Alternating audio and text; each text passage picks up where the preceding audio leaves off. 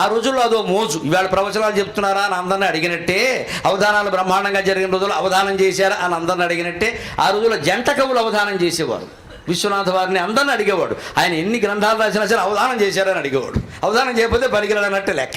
అలాగే జాషువాని కూడా అడిగితే ఈయనకి సరదా అనిపించి యావయ్యా శాస్త్రి దావయ్యా సరదా చేద్దాం ఆయన వచ్చాడు, చేశారు. 3-4 అవధానాలు అయ్యాయి, మానేశారట. ఎక్కడో జాషువాని ప్రశ్నించారు, ఏమంటే అవధానాలు చేశారు బాగానే చేశారు కదా మీరిద్దరూ పిచ్చేశాస్త్రి గారు మీరును, ఎందుకు మానేశారంటే ఆయన ఒక మాట చెప్పాడు. ఏం చెబుతాం, అవధానాలు చేస్తే జంట కవులు కదా, చెల్లపల్లి వెంకట శాస్త్రి గారు దివాకర్ల తిరుపతి శాస్త్రి గారు కలిపి తిరుపతి వెంకట కవులు అని పెట్టుకున్నారు. కొప్పరపు కవులు సోదరులు కాబట్టి కొప్పరపు కవులు అని పెట్టుకున్నారు. పేరు అందంగా ఉండాలి కదా, ఏదైనా కుదరాలంటే పేరు అందంగా ఉండాలి. నా పేరు ఆయన పేరు ఎలా కలిపినా అందంగా లేవయ్యా.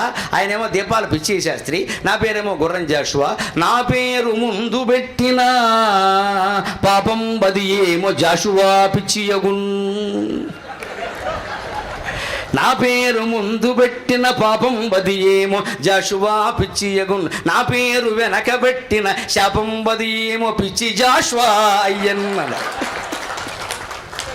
మొత్తం మీద నేరం ఆయన మీద గెంటేశాడు. ఈయన తెలివేది మొత్తం మీద ఈ పిచ్చి ఆయనతో స్నేహం చేయడం వల్ల నా పేరు అటు ఇటు కూడా కుదరట్లేదు. నా తర్వాత ఆయన పేరు పెడదామా అంటే జాషువా పిచ్చి కవులు అంటున్నారు అందరూ. మరి ఏదో ఉండాలి కదా, పోనీ ఆ పేరు పోనీ ఆయన ఆ పేరు ముందు పెడదామంటే పిచ్చి జాషువా కవులు పిచ్చి, ఎలాగైనా పిచ్చే ఇద్దరికి. ఇంత చమత్కారండి.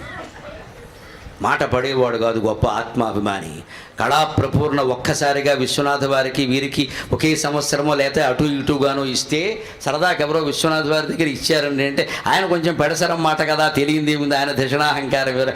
ఆ ప్రభుత్వాలకు ఏం తెలుసండి, గుర్రాన్ని గాడిదని ఒగ్గాటినే కట్టేస్తారన్నట్ట. జాషువా ఆత్మాభిమాని. ఎవరు ఆయన దగ్గరికి వచ్చి చెప్పగానే చాలా గొప్ప మాట చెప్పారండి, మా ఇంటి పేరు గుర్రమే కదా, మిగిలిన విషయాలు మీరు ఊహించుకోండి అన్నాడు ఆయన. ఎంత సమయస్ఫూర్తి ఉంటే, ఎంత తెలివితేటలు ఉంటే, ఎంత ఆత్మాభిమానం ఉంటే. మళ్ళీ ఆయన కూడా మాట్లాడలా, నేను అందరినీ అంటూ ఉంటాను కదా నన్ను ఆయన అన్నాడు లేనంతే. దేనికి ఊరుకునేటువంటి తత్వం ఊరుకోవడం, కవి అన్నవాడు ఊరుకోవడమా ఖచ్చితంగా. ఆ శౌర్యాన్ని, ఆ స్థైర్యాన్ని, ఆ ఆత్మాభిమానాన్ని మన పిల్లలకి మనం నేర్పాలి ఈవేళ. అప్పుడు కవిత్వం అంటే ఏమిటో తెలుస్తుంది ఖచ్చితంగా. ఎక్కడ ఏ కులాన్ని నిందిస్తూ జాషువా పద్యాలు రాయలేదు. దయచేసి అపార్థానికి గురి చేయకండి మహాకవిని. ఆయన విశ్వనరుడు నేను అన్నాడు. మనం జాషువా అభిమానులమైతే అందరం అలా ఆలోచించాలి. ఎవ్వరికి సొంతం కాదు జాషువా, సరస్వతీదేవి ఒడిలో బిడ్డ. విశ్వమంతా గౌరవించవలసినటువంటి మహాకవి జాషువా. ఆ స్థాయిలోనే ఆయన మాట్లాడినప్పుడు మనం ఆ స్థాయికి ఎదగాలి, కానీ మన స్థాయికి ఆయన లాగేయకూడదండి పట్టుకొచ్చి. దయచేసి పెద్దలందరూ ఈ విషయాన్ని అర్థం చేసుకోవాలి. ఆయన ఎవ్వరి పట్ల ఏ ద్వేషంతో మాట్లాడాలో అన్ని సన్మానాలు పొందాడు. కళాప్రపూర్ణ పొందాడు, పద్మభూషణ పొందాడు, అనేక రకాల బిరుదులు పొందాడు, గండపెండేరాలు వేయించుకున్నాడు, గజారోహణాలు జరిగాయి మహానుభావుడికి. ఈ ఊళ్ళో ఏకాదండయ్య పంతులు గారు ఆయనకి ఇల్లు కట్టించిస్తే ఎంత కృతజ్ఞత వ్యక్తం చేశాడండి మహానుభావుడు. ఎక్కడైనా లోటు చేశాడా, ఏదైనా ద్వేషం మాట్లాడా, వాళ్ళ ఇంట్లో పెళ్లి జరిగినా ఏం జరిగినా వెళ్ళండి, ఆయన భార్య పోతే ఓదారుస్తూ పద్యాలు రాశాడండి. మైత్రికి ప్రాథం ఇచ్చాడు. అంతేకాదు గండపెండేరా అని ఈయన కాలికి తొడిగింది ఎవరో తెలుసా, ఈ దేశ సంస్కారం ఏమిటో అర్థమవుతుంది ఈ మాట చెబితే. శతావధాన శేఖరుడు అటువంటి వాడు లేడు, అవధాన దిగ్గజం లాంటి వాడు చెల్లపిళ్ళ వెంకట శాస్త్రి గారు స్వయంగా కింద కూర్చొని జాషువా ఎడమకాలి గండపెండేరం దొడిగాడు. అది నా దేశం. కవిని గౌరవిస్తారండి. 2 వరిసేలు గమనించండి, మీరు గుంటూరు వాళ్ళు కదా తెలుస్తుంది. వరిసేలు ఉంటాయి కదా, ఒక చేను బాగా పండినప్పుడు గట్టు మీదకి వాళ్తాయి కంకెలు, రెండో చేను కూడా బాగా పండితే గట్టు మీదకి వాళ్తాయి. ఈ 2 కంకులు ఓదాన్ని ఒకటి ముద్దెట్టుకుంటే ఎలా ఉంటుందమ్మా, ఒక కవి మరో కవిని గెలిస్తే అలా ఉండాలి. ఈ కంకులు గట్టు మీద వాళ్తాయి, ఆ కంకులు గట్టు మీద వాళ్తాయి. 2 చేలు పెంచింది ఒకటే రైతు, 2 కలిసి అతని పాదాల మీద వాడతాయి. నీ వల్లే మేము ఇలా ఉన్నాం కదా అని. పండితుల మధ్యలో స్నేహం, కవుల మధ్యలో స్నేహం అలా ఉండాలి. అందుకే చెల్లపిళ్ళ సత్కవీశుడు తిరుపతి వెంకటేశ్వరుల్లో ఒకడైన చెల్లపిళ్ళ వెంకట శాస్త్రి ఎడమకాలకి కింద కూర్చుని నమస్కారం చేసి గండపెండేరం దొడుగుతుంటే జాషువా కళ్ళు చెమర్చే, మహానుభావ ఎటువంటి వాడువయ్యా, నీ అవధానాలు ఏమిటి, నీ పద్యాలు ఏమిటి, నీ కురుక్షేత్రం నాటకాలు ఏమిటి, నువ్వు నా కాలి గండపెండేరం తొడగడమా, ఇంతకంటే నా జన్మకి సార్థకత ఉంటుందా. చెల్లపిళ్ళ సత్కవీశుడు ప్రసిద్ధుడు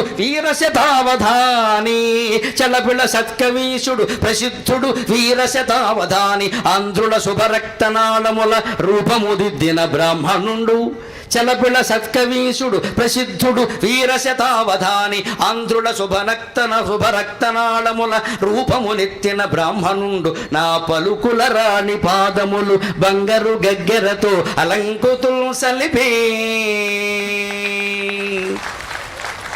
చలపిళ సత్కవీశుడు ప్రసిద్ధుడు వీర శతావధాని ఆంధ్రుల శుభరక్తనాళముల రూపమునెత్తిన బ్రాహ్మణుండు నా పలుకుల రాణి పాదములు బంగారు గగ్గెరతో అలంకృతం సలిపే ఇకేమి కావల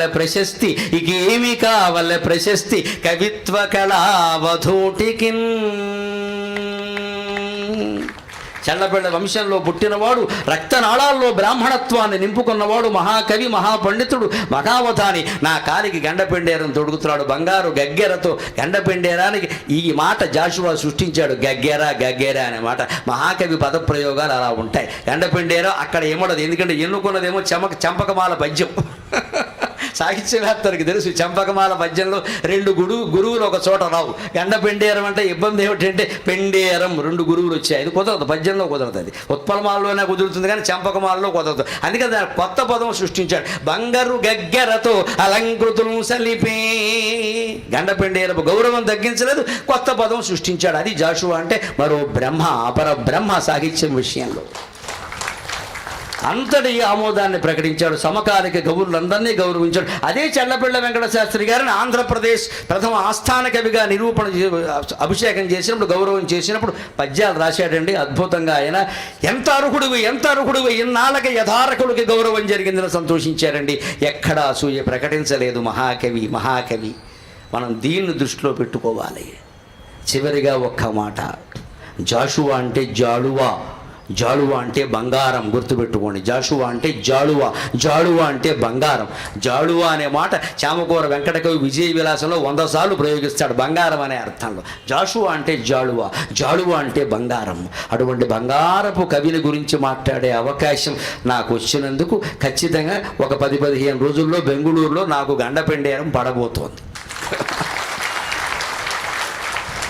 లక్ష్మీరెడ్డి గారిని ఒక పరమ ఉదారుడు రసజ్ఞ చక్రవర్తి నిజంగా ఎప్పటి నుంచో మీకు చేయాలని అనుకుంటున్నా అంటే నాకు ఎందుకంటే ఇప్పుడు జరిగేవి ప్రజల అభిమానమే నాకు గండపెండేరం అంటే లేదండి నాకు అదృష్టం దక్కాలి అన్నాడు చేసుకోవయ్యా దానికే ఉంది అన్నాను నేను అందుకని రేపు నవంబర్ నెలలో కార్తీక మాసంలో గండపెండేరం పడబోతోంది గండపెండేరం మీద పద్యం చెబితేనే గండపెండేరం పడుతుంది అంటే జాషువా పద్యాలు ఆచారంలో పెడితే ఎంత బాగుంటుందో మీరే ఆలోచించండి అవి ఆచరణలో పెట్టాలి మన మనస్సులో ఉండే కులమతాల అడ్డుగోడలన్నీ పోవాలి ఏదో ఆచార సంప్రదాయాల్లోనో ఎక్కడో మన కులం గురించి మనం మాట్లాడుకుని ఆచారం పాటించాలని తప్పే ఉందో అన్ని కులాలు గొప్పవే ఆచారాలు ఎవరి కులాచారాలు వారే పాటించాలి ఇందులో ఏమీ కలగలిపేవలసిన అవసరం లేదు అక్కడేం దాంట్లో ఇబ్బందులు కానీ ఇలాంటి మాటలు మాట్లాడుకున్నప్పుడు ఆధ్యాత్మిక రంగంలో ముఖ్యంగా భగవత్పరమైన వేదికల మీద మనకు ఆ భేదం ఉండాల్సిన అవసరం ఏంటి సాహిత్యమే సంగీతమే అటువంటి విశాల భావాన్ని మీ మనస్సుల్లో కలిగించడానికి నా ప్రసంగం ఏమాత్రం ఉపయోగపడినా నేను ధన్యుణ్ణి నాకు ఈ 4 మాటలు నేర్పిన మా అమ్మ ధన్యురాలు స్వస్తి